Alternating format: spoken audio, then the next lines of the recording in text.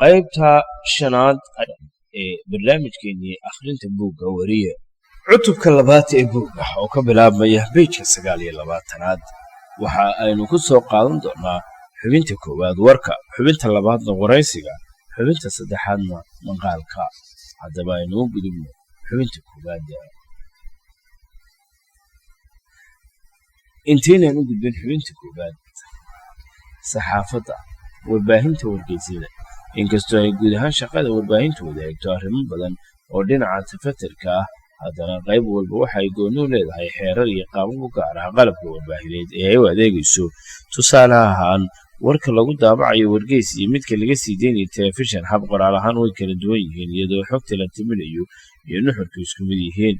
sidaa awgeed waxaa ila habboon inaan ka horeeyo warbaahinta wargeysyada iyo qaababka loo diyaariyo, maadaama ay taariikh ahaan iyadu horreysay jaadadka kala duwan ee warbaahinta. waxyaabaha ay wargeysyadu faafiyaan waxaa ka mid ah waraysi, maqaal, xaqiiqbaad, journalistic investigation, xayeysiis, ogeysiis, karikaateer iyo qaar kale, balse cutubkani waxa uu diiradda saari doonaa warka, waraysiga iyo maqaalka. xubinta koowaad, warka. marka farshaxanka tafatirka wargeysyada laga hadlayo, waxaa kaalinta koowaad qaata warka oo ah xubinta ugu muhiimsan. soomaaliduna horeba waxay ugu mahmaaday war baa ugu gaajo kulul, taasoo macnaheedu yahay warku waa lafdhabarta nolol maalmeedka, isagaana gudbiya dhacdooyinka inagu xeeran. haddaba luuqad ahaan muxuu yahay ereyga war? maxaa u dhexeeya sheeko iyo war? khubarada warbaahinta qaar ka mid a ayaa arrin adag ku tilmaamay in la helo ama laysku raaco qeexitaan sugan oo dhammaystiran oo u qeexi kara ereyga war. waxayna u aanaynayaan arrintaasi xulashada wixii war noqon kara iyo waxaa noqon karin oo ay aad u adag tahay bulshooyinka caalamku inay ku heshiiyaan. maxaa yeelay waa la kala dooq duwan yahay. tafatirayaasha iyo aqoon-yahankuba in qarni ka badan ayay baadi goobayeen qeexitaan dhammaystiran oo si buuxda u caddayn kara ereyga war. hase yeeshee kumay guulaysan, waxaana laga yaabaa inuusan jirinba. isku soo wada duuba, marka la soo dhoweeyo, waxa uu noqonayaa qaab xogtabineed diiradda saara halbowlaha dhacdo taagan ama cusub, iyadoo la raacayo hab aqoon iyo farshaxanimo ku dhisan, wuxuuna gudbinayaa nuxurka, kumana qasbana dhammaystirka faahfaahin kasta oo dhacdadaasi la xidhiidha. sheekaduna waa qaab faahfaahin ku salaysan oo qeexa, kaydiya ama gudbiya xog bilow ilaa dhammaad ah oo ku saabsan qof ama wax kale oo mudan in la wariyo ama la waariyo. tusaale ahaan, markaan ku idhaahdo 9 qof baa ku dhintay, 20na waa ay ku dhaawacmeen qarax saaka ka dhacay magaalo hiblaayo, waxaad markaaba garanaysaa inuu waxaasi war yahay. haddiise aan kula wadaago taariikh nololeedkii qof xijaabtay mar hore, dhalasho ilaa dhimasho, xogtaasi waxa ay noqonaysaa sheeko, sababtoo ah sidii ay taariikhda iyo dhacdooyinka u kala horeeyaan ayaan kuugu soo tegiyey. waxaana dhici karta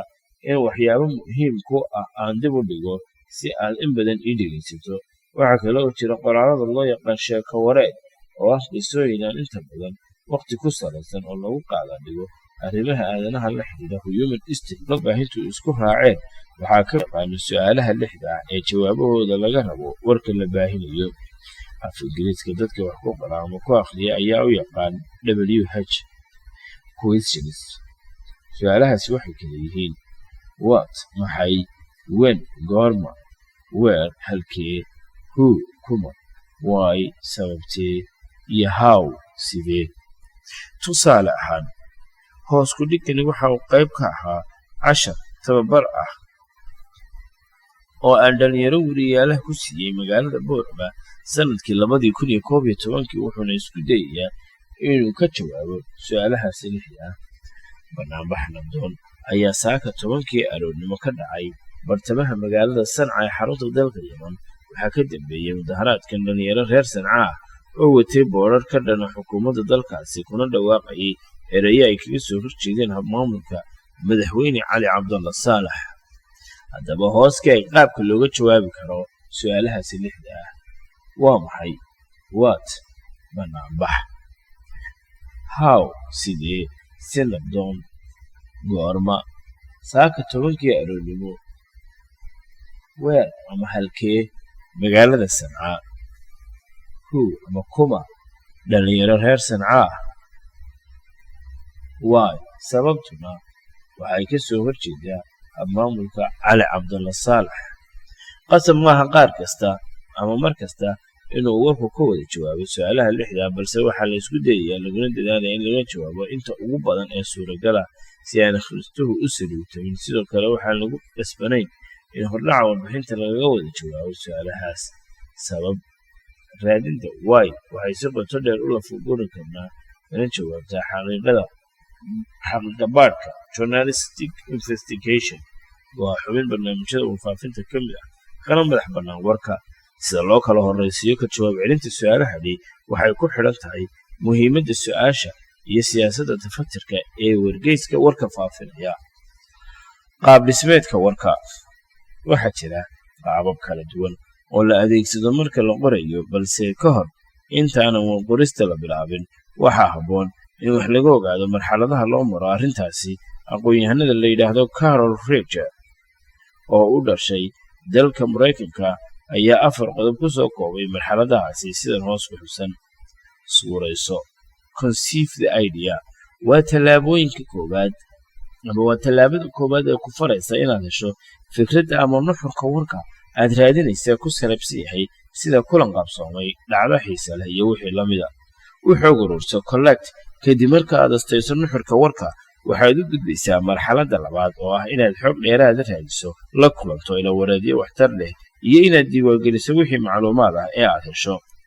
qaabe ama dhis construct kadib xog urursiga dhamayso waxaad dooranaysaa qaab dhismeedka ku habboon warka aad qori doonto toosna waxaad ku bilaabaysaa qabyo qoraalka koowaad sifatir correct kadib markaad dhammaystirto warqorista waxaad bilaabaysaa dib u eegid iyo sixitaan waxaana dhici doonta inaad waxyaabo muhiim ah ku darto wixii aan muhiim ahayna ka saarto iyadoo la toosinayo wixii qaldamay saddexagalka rogan the inverted paradigm most use the who what when where why how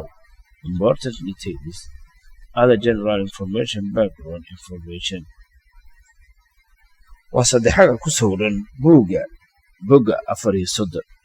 haddaba qaab dhismeedka loo yaqaan saddexagalka rogan ama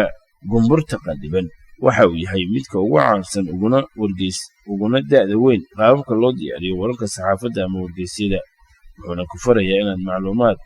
aad u kala horraysiiso sida ay u kala mudan yihiin ama u kala muhiimsan yihiin tallaabadaasina waxa ay fududaynaysaa tafatirayaasha inay warka qaybihiisa dambe oo dhan ka maarmi karaan haddii hadda loo qoondeeyo yaraato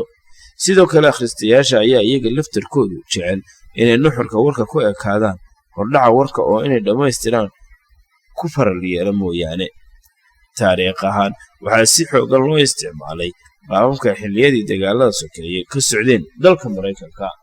qarnigii 19aad wartabiyaashii wararka u soo gudbin jiray wargeysyada xilligaas oo adeegsan jiray isgaadhsiinta telegraafka